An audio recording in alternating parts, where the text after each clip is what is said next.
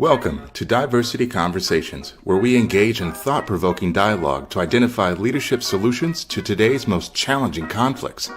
Streamed live each week, Saturday 9:30 a.m. to 11 a.m. Hosted by Diversity, Equity, and Inclusion Strategist and CEOs Eric Ellis and Tommy Lewis. Join us and add your voice to this engaging diversity conversation. Good morning, Greater Cincinnati, Northern Kentucky, the United States, and the world. My name is Eric Ellis, and I'm the president and CEO of Integrity Development Corporation. And as you can see, I'm not joined by Tommy Lewis this morning.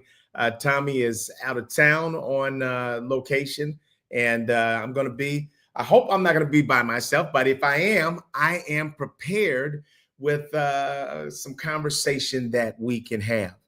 I really do appreciate you, community, for joining with us every Saturday morning from 9:30 to 10:30 as we have critical conversations about things that matter. Last week we had Arlene with us, and the week before we had Charlotte with us, and they both were phenomenal. I am going to try to pull together excerpts from both of those podcasts because the conversation was phenomenal. You all responded powerfully, and we just had a great time all around. I've also got our producer back this week. Brooke spotted her last week, and now Lydia is back with us this week. Lydia, why don't you come on screen and say hello to our community? Oh my gosh, always a pleasure. Hello, I miss you guys. Absolutely, we miss you as well. Now, where were you? We were in this sort of like a village. It was a beautiful place nearby here in Monterey. It is called Allende. Okay. And with nature and the pool and the kids and the sun. So it was amazing. Awesome. Well, thank you for returning to us and for doing the wonderful work that you do behind the scenes. Thank you. My pleasure. So we had a guest that was scheduled to be with us this morning, Sherry Sims. I'm not sure if we lost her in the communication chain somewhere, but I am going to share some things with you about 5 essential skills that can be effective in the workplace. It's some work that we've been doing for a number of years, and I want to share some of that with you. I'll start by talking about my week, though. So I spent the week, I was in Louisville, Kentucky, working with our client there, training supervisors and managers on the 5 essential skills. We've been working with them on that for the last 4 or 5 years, and it has really made a difference. I think I shared with you all that we did a inclusion survey. We've done one in 2021, 2023, 2025, and the survey results from 2023 to 2025 grew dramatically. I mean, we saw the sort of key indicator questions that those often always responses. In other words, employees responding that I experienced this, respect from my supervisor, they accept my input. It went up double digits. The number of employees, the percentage of employees that said I experienced this often always went up double digits in most questions.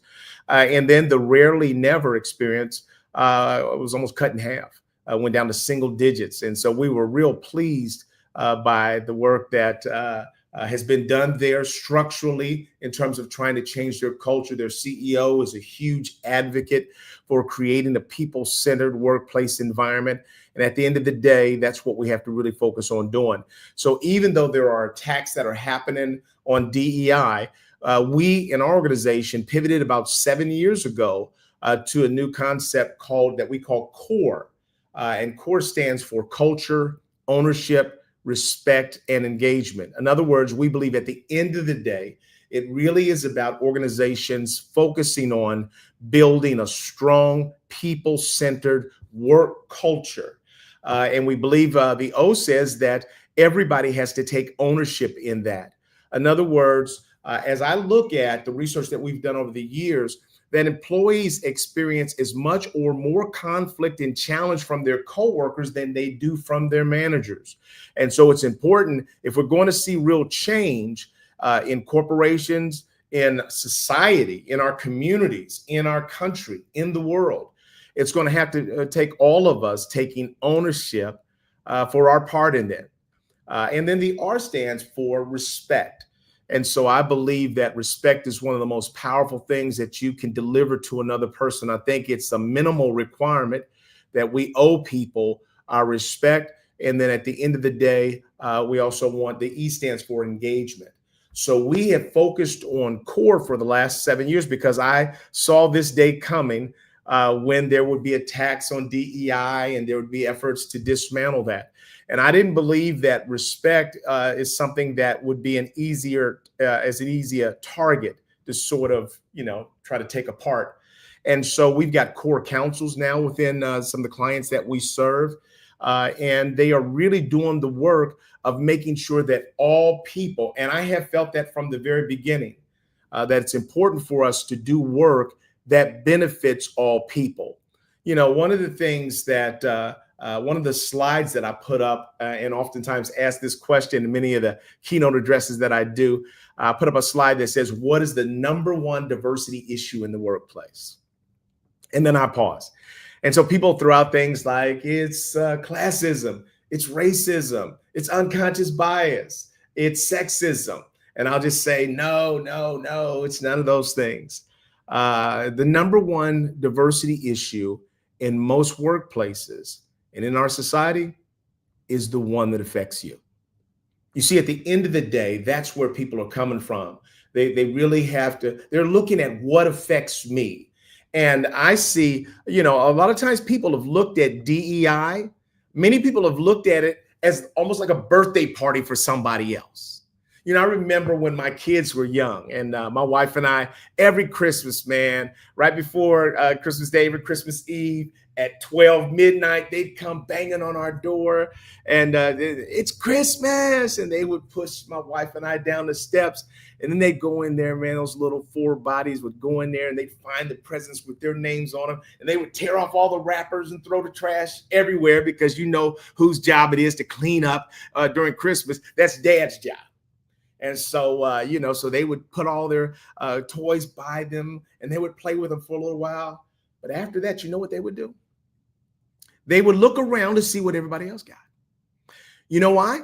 Because they were trying to determine who mom and dad's favorite kid is.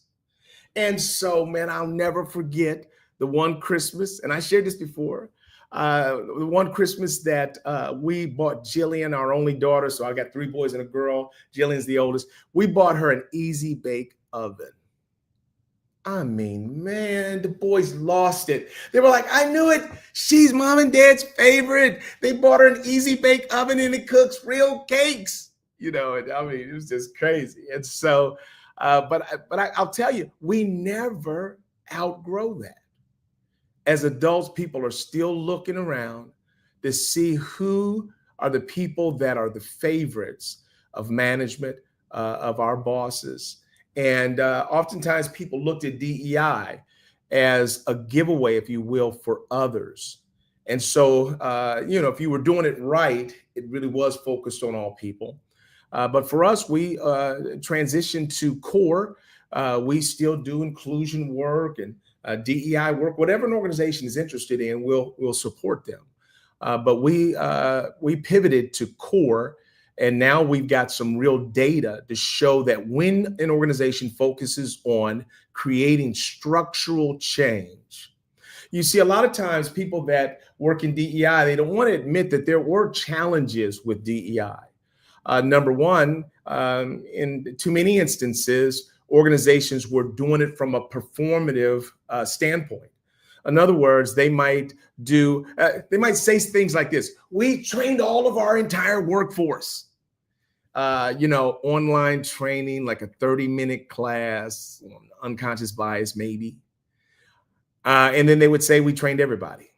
The forgetting curve says that as soon as people go through a training session, 60 minutes later, 60% of that is gone. By a week, 80% is gone. In other words, if organizations aren't focused on creating sort of things that reinforce the learning, then it's going to go in one ear and out the next. And so I would say to you that too often organizations that were doing 30-minute online seminars, that wasn't really moving the needle very far. And then they would have a DEI council, and oftentimes they didn't have any real power, but they met about things. And then oftentimes organizations would have ERGs. And my contention is that although ERGs are important, that oftentimes they had them in place because it didn't cost anything. And so the needle didn't really move much. Now, there were some organizations, and we worked with some, that were very serious about DEI and making a difference. And I think that it is scary in many regards what's happening today in terms of the dismantling of DEI efforts. What we are seeing is that, our president, God bless his soul, has sort of removed a number of people, women, people of color, from positions under the auspices of they were DEI hires, and then put people in their place that had no experience or no qualifications at all for the roles. It's like, what are we doing? I mean, you say that you let these people go because of DEI, but then you brought in people that don't know anything, but they're loyal to him. So it is scary for many people, the way things are moving, sort of turning the clock back.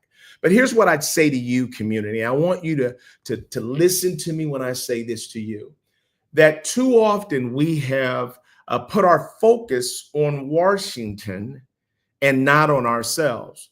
We've put our faith in politics and politicians and not the power that we have ourselves to make a difference. And so as I look at my business, I'm beginning to restructure how we do things. And I'm actually beginning, I've started this sort of new Salesforce initiative where I'm recruiting friends of mine, friends of my children's friends, their friends, to really tap into their networks, or just intentionally work on being a sales force for integrity development. And then we're going to compensate them in significant ways for any deal that they bring into the table. We're going to pay them $2,500. And I don't care if that's just a name that they gave us that turned into a contract, or if it's something that they were working on specifically. But you see, what I'm seeing is that we have got to begin to network with one another and help each other get the things done that we need to get done. I would say to you that we are our most powerful future. We are the networking that we need to do together is really what is going to save us. We've got to be focused on wealth creation. One of the challenges that I have and have had is, although I'm good at selling, I don't really love it as much as I love doing the work. But here's what I'm going to say to you, community, that it's almost irresponsible for us not to be tapping into and fully utilizing all the talents, skills, and abilities that we have to make a difference. And then we've got to network with each other. And here's what I'm recognizing, that I've done a lot of free networking for other people. Man, if you do something and I know about it, man, I'm going to recommend you to people. It's actually easier for me to push you than it is sometimes for me to try to sell myself. But here's what I'm doing. I'm recognizing that people have a diminishing amount of sort of discretionary time and energy available. I don't know about you, but I'd ask you to weigh in. How many of you feel like today that it just doesn't seem like you have any time? I mean, it just seems like you're exhausted. You get up in the morning, you're running throughout the day. And then by the time you get to the end of the day, you're poop, man. You just go into the house, fall into the couch, fall into the bed, and just try to recover for the next day. So I'm going to honor that by saying, I'm not asking people to just network me with somebody. I want to incentivize that. I want to also be able to pour into, invest into people's dreams.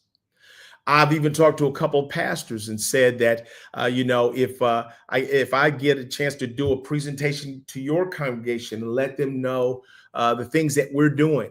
If any of them just naturally need the kind of services that we provide, in creating healthier workplaces, healthier cultures, then we will give a contribution to the church of $2,500 for every business opportunity that comes out of that.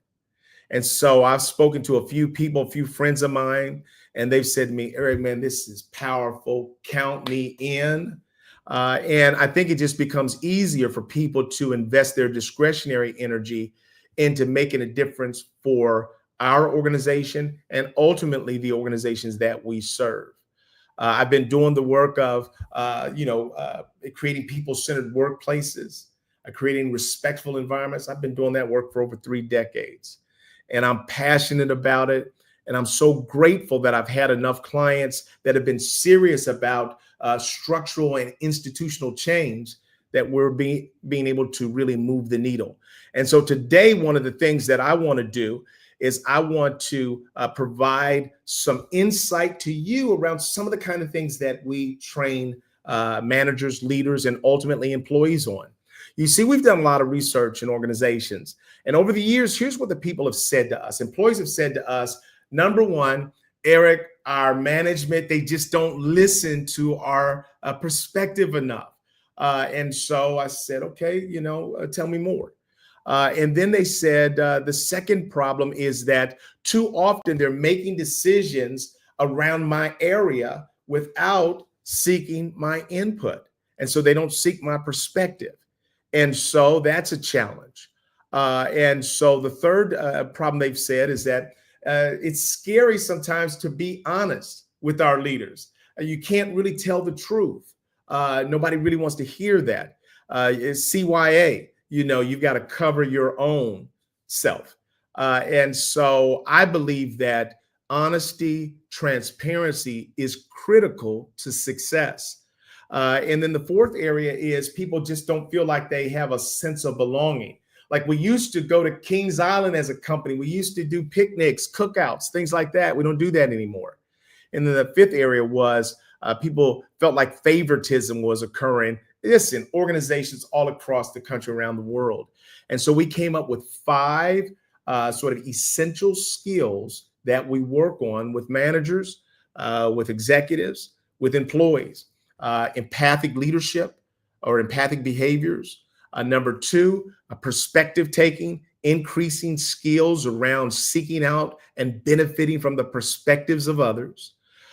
Third is psychological safety. So we train on psychological safety, creating environments where people can be honest and transparent. Creating, number 4, a sense of belonging. That's just critical in the world that we're living in today. I don't know about you, but so many people are feeling overwhelmed by stress and anxiety that we need to really talk about how do we create a sense of belonging. And then 5th and final, inclusive leadership. I believe at the end of the day, no matter what laws get passed, we're going to have to really focus on what does it mean to be an inclusive leader. And so what I'm going to do, Lydia, I'm going to actually bring you back if you're here and ask you to sort of talk about some of the questions or comments that our community has made. Absolutely. The right question is asking. Well, it's saying, why is it important to be here this morning? And then it says, like, or he says or she says, for me, being here helps me know I'm not alone. And then the new paradigm lifestyle is saying, what is the most rewarded transformation in an organization that you have experienced? Right. So I would say the one that we're working on right now is the most rewarding to me because it's the first opportunity that an organization, see, here's what the research says, Lydia. The research says that to change your culture, that's a 5 to 7 year process. And for the first, so we've been doing this work for 30 years. The first 15 years, all organizations really asked us to do was training. So we came in and we do training seminars and we train all that. And that was helpful. And that actually changed the mindsets of many leaders.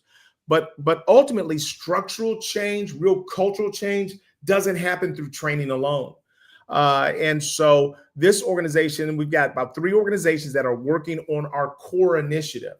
And so this one, and that's sort of, we started by defining it as a 4-phase model, a 4-phase process. And that started with phase 1 was educating the leadership and assessing them around cultural competence. And then sort of educating the entire workforce so that you had this sort of top-down, bottom-up kind of pressure, and them understanding what it is that we're trying to accomplish. Phase 2 then was looking at sort of the current state analysis, where we really are doing surveys to understand all the workforce's perceptions about the culture. And then we looked at things like representation, fairness in pay, promotion systems, evaluation systems. We studied all of those so that we could put together a strengths gaps report that allowed an organization to see what their strengths are, what their gaps are, and then some recommendations. Phase 3 is then implementing data-driven solutions. So based upon what we learned, we were partnering with them to close gaps and to really celebrate the strengths that they had. Because I think that this work has to be more, it can't just be problem identification. It's also got to be about celebrating the things that we're doing great at. And then phase 4 was really measuring results and then making adjustments. And so to see an organization, specifically to see a CEO invest fully in creating structural change within this organization, we've also created something called a CARS sort of leadership plan. And CARS, Lydia, stands for, the C is, so for every one of those 5 key competencies, they had to identify, put together a commitment statement around the competency. Then they had to put together 3 or 4 specific action steps that they're going to take to try to accomplish that commitment. The R stands for results. They've got to keep track of what's happening differently as a result of me making this commitment statement and taking these actions. And then the S stands for stories. And so I'll tell you, Lydia and community, I've never seen anything more powerful. I'll say one other thing, and then Lydia, if you have a reaction or comment, I'd be open to that as well. But I would say I've never seen, in the time that I've been in business, an organization that did the survey a couple of years ago and see the kind of positive growth that has happened in 2025. When we handed out the survey this year, it was almost on the same day that President Trump was talking about his executive orders canceling DEI. So I was like, oh my goodness, this is gonna be a nightmare. There's no way these people are going. I'm in Kentucky. There's no way these people are going to say anything positive about their culture. But man, the change has been so dramatic that it was just overwhelming success. And I saw a CEO that was out there on a limb, believing in this, investing in this, and people were questioning, why are you investing in this? Why are you doing this? The president has even canceled it. And he said, I believe in this. And when he saw those results, he wanted to tell everybody from a mountaintop. I mean, I thought he was going to do some cartwheels, but I was almost in tears because I didn't know, Lydia, what the survey results were going to say. I didn't know. Here's what I've said to companies. I've said from the very start of my work with them, I say to them that success in your organization, I won't define that. I won't decide that. It won't be me. It won't be the senior leaders. It's the people. When the people say you're getting it done, you're getting it done. And so the people have spoken in this situation. And I feel like our work has been validated that when you invest in people, you win. Absolutely, absolutely, and I love this, and I love the core, and synchronistically, I was listening last night about how in these times it is very rewarding the fact of inclusion, the fact that we are aware that we are one, and the fact that diversity, it's now for us to perceive it as we are in this together. We're in this together. Right? So yes. It is times in which, okay, at the end of the day, this diversity is nurturing not only the organizations, the world. Right. So we all regardless our background, regardless our knowledge, regardless whatever we want to say, it's very important. We are unique, and at the same time, we are one. I like that. That's powerful. We're unique, but we are one. And so the bet that I've made is that this is the work that God created me to do, Lydia. This is my purpose. A lot of people don't know why they were born. I do. I was born to reconcile people one to another. And what I believe is that the only pathway to the future is through unity, community, caring about one another, investing in one another, being fair and equitable to others. And Reggie, thanks for the question. The results that we're seeing. So what's interesting is that I've asked managers and leaders to capture the results and then to do the math around what is the savings that you're getting as a result of reduced conflict. What are you seeing in terms of innovation, and how is that impacting your business? And they're not able to do the math on it. The math is almost frustrating to them because they don't actually know how to do that. I said, don't worry about that. Just talk about the results and we'll do the math. So what they're seeing is a reduction in absenteeism. They're seeing that it's easier to get people to work overtime. They've said to us that the union bosses have said that, directors and leaders that we didn't know in the past, just because we are doing cookouts, just because we're doing, picnics, food trucks, we're getting to know them. Sometimes playing ping pong together, shooting basketball together is causing people to get to know each other, which is also opening the door to them being their work relationships. You see, I don't know why people think that you can just have a bunch of robots at work and we never know each other, we never talk to each other, we never laugh together, and then somehow we're supposed to be productive. Exactly. I reject that. I don't think that that's really the best way to do business. Also, one of the things that we learned from the focus group, so we did the survey and then we followed that with focus groups so that we could then ask real employees to react to these results. And I mean, their reactions were powerful. They were like, wow, shocked at these positive results. But then again, I'm not shocked because our managers are now starting to listen to us. They're implementing the things that we're suggesting. Employees were saying things like, I feel like this is a family, several of them said when I lost a family member, my coworkers, my bosses showed up at the funeral. Even the CEO came to the funeral. And when they came to the funeral, that made me feel like they care about me. One lady said that the most powerful thing that happened for her is that the CEO came out and said, I don't care what happens in the country, we are not walking away from inclusion. We're not walking away because this is the right thing to do. And she said, when he said that, it let me know that our company is not just doing this as a check the box, but they really believe in this. And I'll tell you, Lydia, for me, it's even emotional. It really is emotional because for me, I care about people. I don't have a political agenda at all. I care deeply about people. I love the fact that the good old boys are supportive of what we're doing because we've been fighting for white guys as well. We've not left them out. We've seen that sometimes when they don't have a college degree, that they can be left behind as well. And so we'll fight for all people to, what we say to the organization is that inclusion unlocks potential. It unlocks the potential of every individual. It unlocks the potential of the organization. And I'm grateful, thankful to God that he's allowed me to live long enough and have some clients that really see the business benefit of doing this work.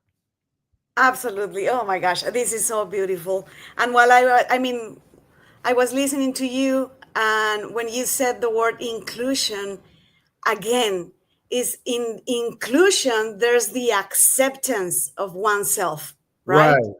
So that's the beauty. And I love the work that you do, just as Tommy, because I've been with you for the past 2 years and a half. I've been learning a lot from you. in that sense of diversity and inclusion, and that you work equal in your businesses. Right, I right, love that. right. So it And is so what's very, right, yeah. and so what's happening right now, I mean, just think about this, and I'll tell you that challenging times oftentimes are the mother of invention. So because we're in challenging times, God has put, the Bible says that God will put in your mind witty inventions. And so God has planted in my mind that, Eric, what you're doing is transforming organizations. And so now what I want you to do is I want you to recruit a sales force from the public that can actually help you to accelerate the clients that you serve with the purpose that I've given you.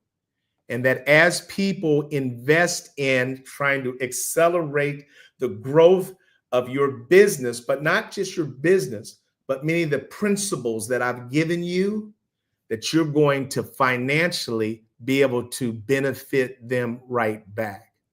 And I'm saying, God, I wouldn't have done that except for difficult times because I'm naturally more interested in doing good work. But I know that God requires of us, Lydia, that we fully utilize the talents, skills, abilities that we have as well. And if this is something that can add 2,500, $5,000, $10,000 to people, I mean, they can just do it on the side. They don't have to stop their job at all. And they can make a significant amount. And then for those that really have the skill to do facilitation and training, we're going to bring them on board and have them be a part of our army to educate the workforce and the world. So I'm excited about the times that we're living in because what we have to do is we have to get up off of our backs of defeat, and we have to begin to assert ourselves and collectively assert what we can do together. I believe that nobody is born with all the tools and things that they need to be successful all by themselves. I actually think that we need each other, that there's a yin to our yang. There's other people that make us better. You make diversity conversations better.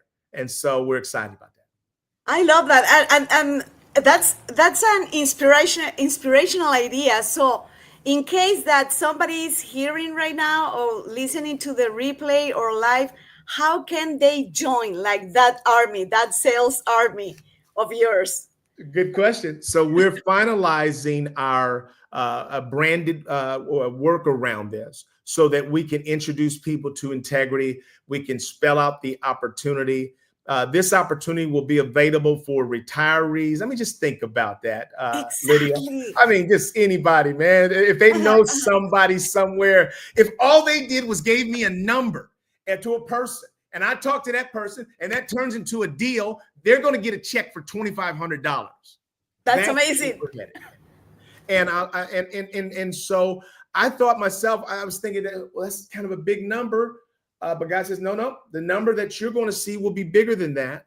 And so, you need to have a number that is an incentive for people to weigh in on helping to grow this business and to help to get the principles into workplaces all across the country that will make them healthier workplaces. You see, most of my work, I do a lot of research around it, but my work is built on biblical principles. No. At the heart of what I do, Lydia, if you were just to tear away everything else, at the heart of what I do is I say we ought to love each other. Exactly.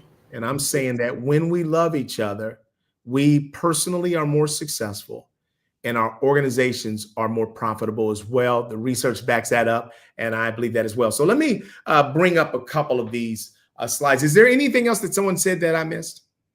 Yeah, the right question is saying after several years of working with an organization in changing a few day-to-day practices, it paid off when a new CEO joined in the existing culture in a stride.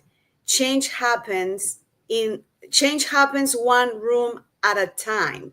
Exactly.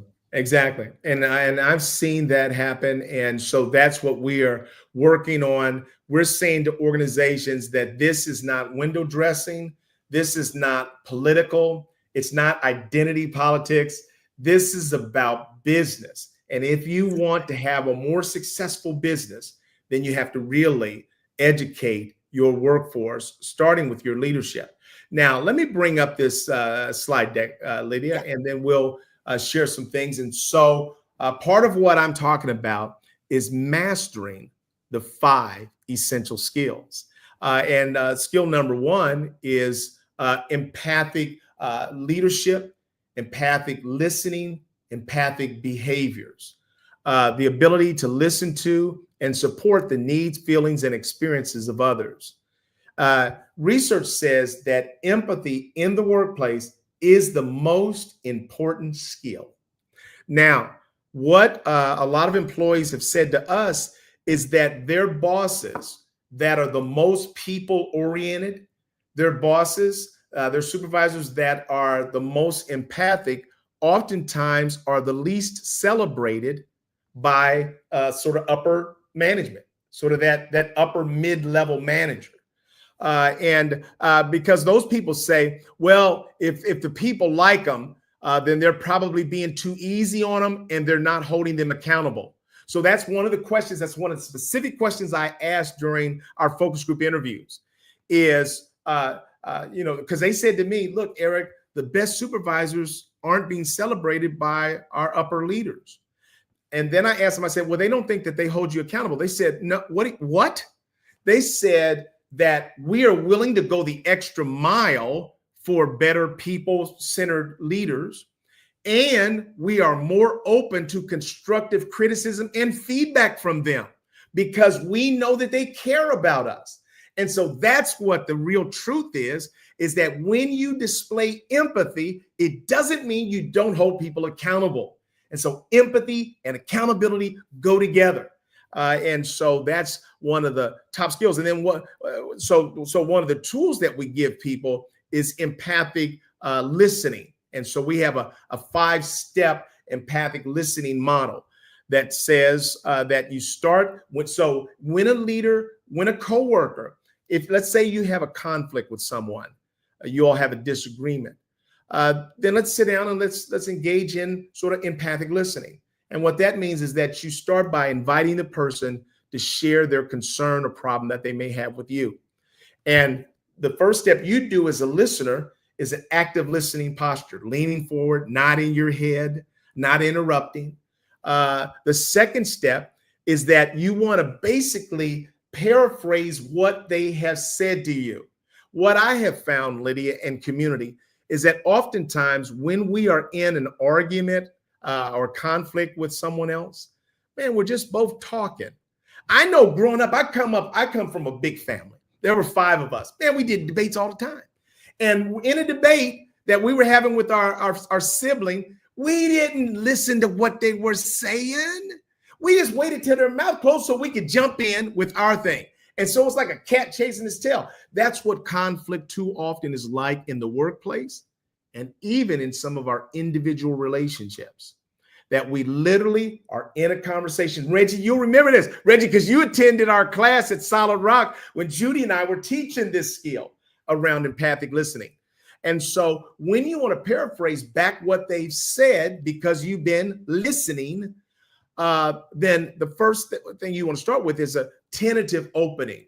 So when someone has said something, I want to now paraphrase it back. I start with a tentative opening. Let me see if I'm understanding what you're saying. Why? Why tentative?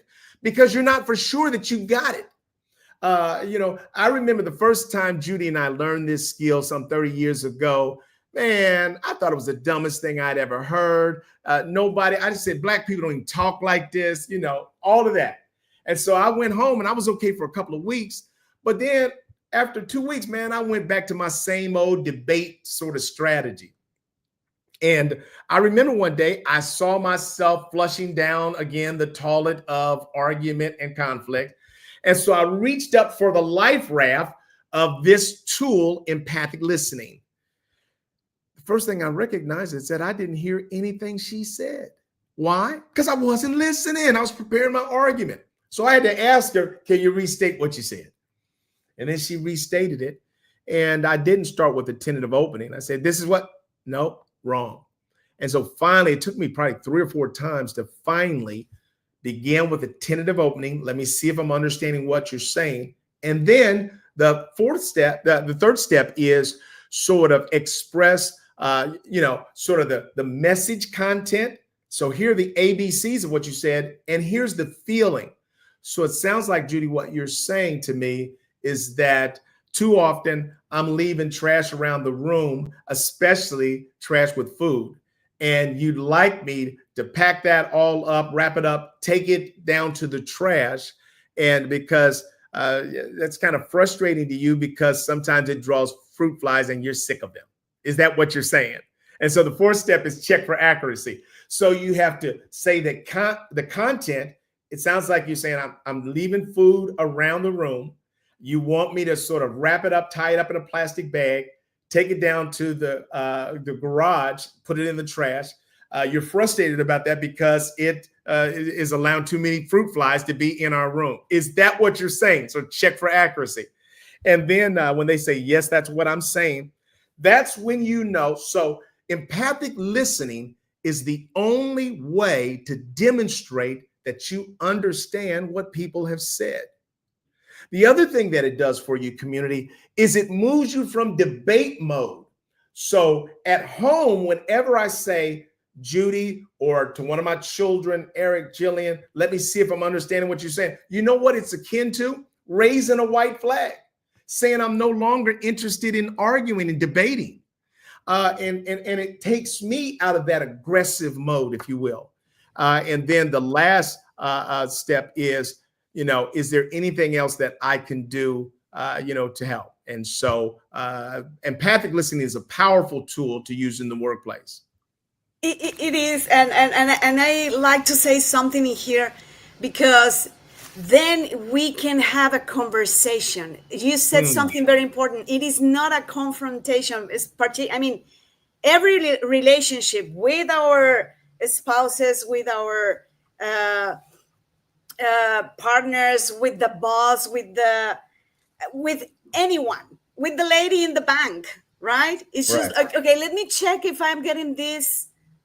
You are saying this, right? Are you feeling this way?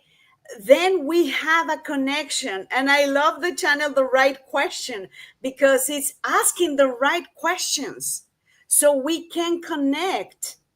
So I can check. I am pretty sure what you're saying, what you're feeling. And just that is brilliant. Let me know if I can help you. Because sometimes the other person, the other people, the employees, they just need to be listened. Right? Bingo. Now let's look at some data around that. So what the research says is that the average person spends between 24% and 60% of their time navigating conflicts in the workplace. I mean, come on. And so if you're spending all that, that's real time. You see, when I started asking people to capture results, too often they think I'm talking about some kind of fake thing. Like, I want you to capture results so that I can make us look better. No, there is real cost to conflict. It interrupts our ability to do the rest of the work, and it costs real time. I mean, the research even talks about it costing a day a week, and just add up what that is over a year. I mean, it's an expensive proposition. And so the things that we're doing are really trying to help organizations be more successful. I did some research here, lady. Let me just see if I can pull this up. Okay. It says that a study estimated that employees spend 2.1 to 2.8 hours per week in conflict, 1 day a month, 2.5 hours per week, and here's what it costs. It costs 200 hours annually. It costs, they say, a staggering conflict costs $359 billion annually for corporate America. Did you hear that? Yes. $359 billion. Now, billion what could dollars. we do with that? And so I'm saying to organizations that we want to help you to develop skills, not just in your managers and leaders, but also in your workforce, so that you can reduce the amount of conflict, negative conflict, destructive, non-productive conflict. Conflict in and of itself is not a problem. We need that. But it's the destructive, non-productive conflict, and then not having ways to resolve that can be a problem. Let's pull up and see if we can't get a couple more in here, Lydia, before we sort of finish up. So here are some, then what I'm saying, some practical tips that people can do to apply empathic listening. Start meetings with personal check-ins. Ask what's on your mind today and actively reflect back what you heard using the empathic listening. Shadow a team member for an hour to understand their daily challenges and pressures. Follow up after tough conversations to ask, how are you feeling about what we discussed? And so I believe that these skills have to become habits, Lydia. We can't just learn skills in one ear. They go out the other ear almost right away unless we're practicing them on a regular basis. Let's go on to the next thing. The next of the 5 sort of essential skills is perspective taking. A proactive leadership skill that involves stepping into the experiences and viewpoints of others, especially those with different backgrounds, roles, and challenges, to foster equity, strengthen collaboration, and drive more inclusive, innovative team outcomes. So perspective taking is huge. There was the fable about the 5 blind men that were on an elephant, and one was on a tusk, one was on ears, and he said, this is a fan. One was on a tail, he said, this is a snake. One was on a leg and said, this is a tree. And so perspective has a lot to do with your vantage point.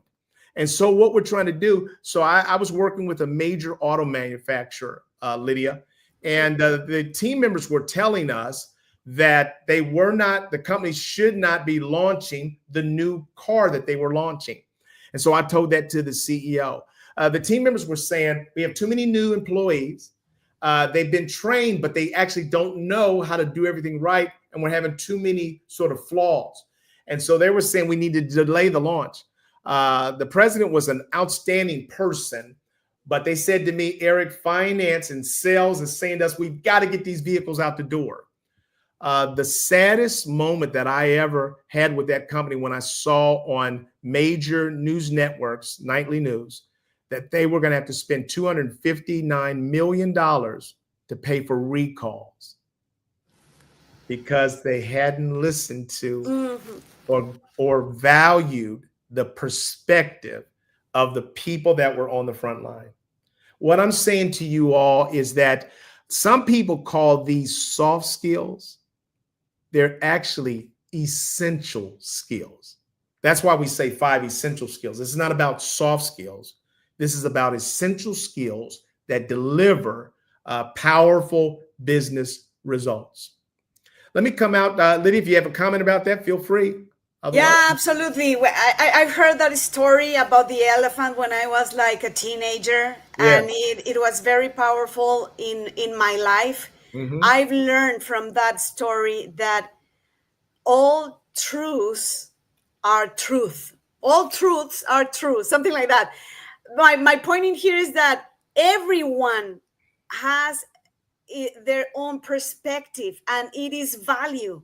The important thing in here is that, okay, what is your perspective? Right. Let me see what you're seeing. Let me go to your side and let me picture what you're picturing, the leg, like the ears. I mean, what is it that you're looking at? Right. So in there's like let's discuss this. Right. Right. And the story that you're telling about this company, what comes to mind is, again, where are you at when you're taking that decision? We need to launch this without giving yourself the time to reflect on it. That Right. is very important. Where are we standing on right now Right. before taking a decision, right? Right. Let's look at another tool that we can use in order to gain perspective. What I have found, Lydia and community, is that oftentimes coworkers may have perceptions about one another. Let's say that my team is supposed to be working with your team.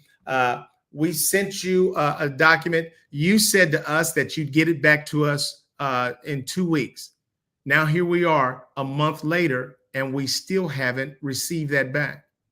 And so now this is like the second or third time that that's happened.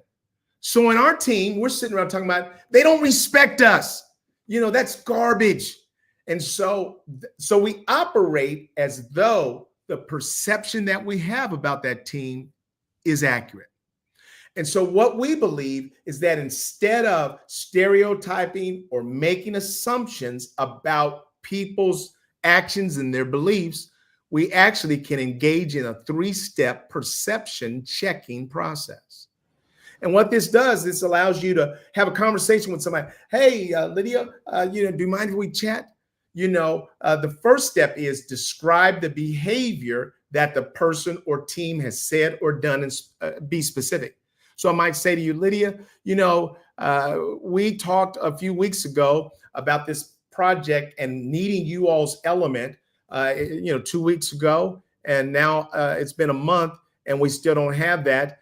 And this is the second or third time that something like this has happened. So you describe it, not emotionally, just describe the ABCs of what happened. Step number 2, offer 2 interpretations that are distinctly different and based upon the described behavior. And so, Lydia, I wanted to come to you, and I don't know if you never got the email, or if you all have been just so overwhelmed that you just haven't been able to get around to this, or is there a problem that you have with our team? You see what I'm saying? So I'm giving them 2 distinctly different things. One is not what I think, but it's the opposite of what I think. And then the other is what our perception is. Do you have a problem with our team? Or did you not get the email? Or, have you been swamped? So it gives them a chance not to feel blamed or attacked. And then the third step is to make an objective and open-ended request for feedback. And so, instead of just making an assumption what was happening with you all, I thought I would just come and talk to you and check in with you and get your perspective. You see how that works, Lydia? I mean, it's a different way of checking a perception that you have. There are some tips. Use language that accepts responsibility for your interpretation. Use non-threatening, non-defensive voice and body language to help you in this process. Let's go to, now, this is a tip, a tool that I've created in my book, Diversity Conversations, that we named the show after. Chapter 6 talks about becoming a diversity critical thinker. Now, community, I want to share this with you, that I believe it's important for all of us to work on developing our diversity critical thinking skills muscles. And I find that a lot of times people that are more liberal think that they're being diversity critical thinkers just naturally. It's the conservatives that aren't doing this. It's not us. But I would say that all of us struggle with this, because in order to be a diversity critical thinker, that is the ability to look at an issue that challenges your beliefs from multiple points of view. Diversity critical thinkers are people who challenge their own paradigms. They accept the validity of opposing points of view. They know their own beliefs, principles, and hot buttons. They know what sets them off. They have a higher level of emotional intelligence. They embrace the uneasiness that one might experience when you're trying to consider multiple points of view. And at the end of the day, they seek the truth that exists beyond their own understanding. In other words, Lydia, I am not just looking for my answer or my truth or my belief. I'm actually trying to find what is the best and current truth. Is there something that I'm not seeing that is more accurate than the lens that I'm looking through? And so I believe that it's important for us to become diversity critical thinkers. Any comments about either of those, Community or Lydia? Yes, the right question is saying listening to solve problems is different from listening that connects us. Right. And then Reginald Parks is saying essential skills, good good stuff, and then asking, please share this. Where can they get this? Right. So we're right. Absolutely. And absolutely, and this is very powerful that what you're sharing. And yes, those are the comments. Excellent. Well, community, first of all, we want to thank you for weighing in with us this morning. We had a guest, but I guess we had a new guest, Lydia. And so I'm grateful for that. And I'm grateful to have this opportunity to share with you the kinds of things that we're doing so that those of you that are interested in even being a part of our sales force, that these are things that we teach. So we have modules for each of these. You see, when I first started doing this work, Lydia, I mean, we had 8-hour training sessions. Sometimes we go 2 and 3 days. We'd wear them out. I remember when we were working with the CIA, we had 4-day workshops, and then we would work them in the evening. This was back in the 90s. I mean, we just feel like they would just be killed over at the end of the week. I mean, they would just say, whatever I need to be, I'm a racist, sexist, whatever. Just get me out of this class. And what we thought is that we were going to overwhelm them with information. We were going to show them our expertise, that we were going to show them the business case for soft skills.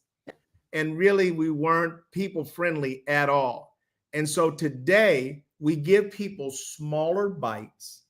We'll do a 3 or 4 hour module, and we will focus on simply giving them skills, specific skills that they can apply and practice.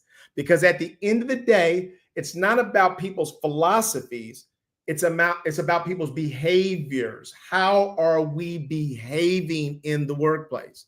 And so now each of these modules has it's a 3 or 4 hour component.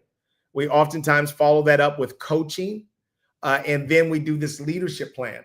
And we come back to these same 5 topics every year to reinforce them so that people can practice them. We've also established, because historically, most organizations, the way they train, Lydia, is that they'll start with the leadership team, the C-suite, they'll train all of them. Then they'll train, sort of the directors, managers, and then finally employees. We've also created something called Team Excellence, where we are really bringing these tools right into specific work teams. And then we're working with them on utilizing these skills as they work on their daily kinds of things. Because at the end of the day, it doesn't matter what we teach if we're not living by that. And I find too many organizations teach people skills in one ear, out the next. Exactly. We're almost at the end. Oh my God, the time has gotten away from us. Let me see. I know. Sort of share psychological safety. This is it's huge. A climate in which you feel included, safe to learn, safe to contribute, safe to challenge the status quo, all without fear of being embarrassed, marginalized, or punished in any way. And so I find that psychological safety is what you want people to have.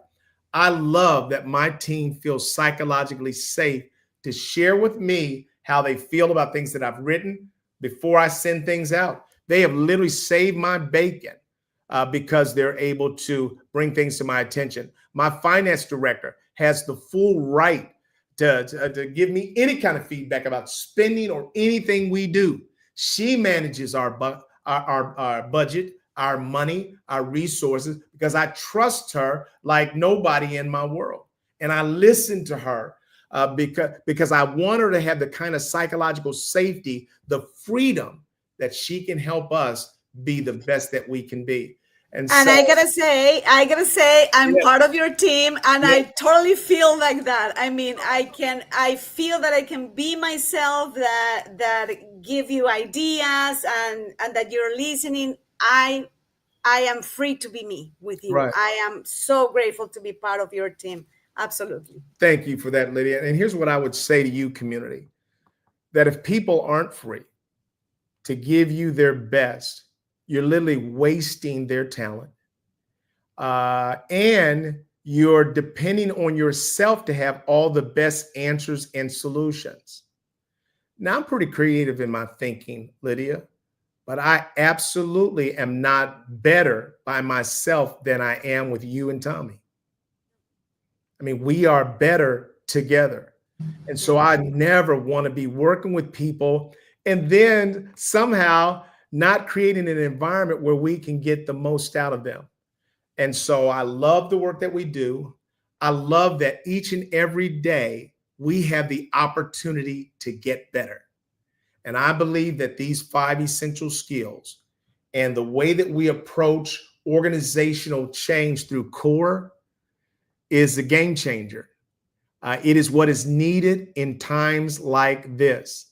And the fact that the president has sort of attacked and shut down DEI allows us to really put something else forward that may not have the negative baggage that DEI has had for some people, specifically conservatives. And yet we are doing the right thing, which means trying to create environments in the workplace, in our communities, in our society, in our world, where individuals can rise to the level of their potential, and organizations, communities, countries can capture their highest potential. So there's no fear in me whatsoever that this current madness is going to be sustainable over the long run. All it's going to do is going to birth new strategies, new tools, new ways of collaborating, that we take responsibility, we take ownership, the O in CORE. We take ownership for our own future. Lydia, I'm glad that you're part of that community. I love you greatly, and I'm glad you're a part of that as well. And so today we are going to sign off, and we'll see you next week for another powerful installment of Diversity Conversations. Take care. Love each other. Bye now.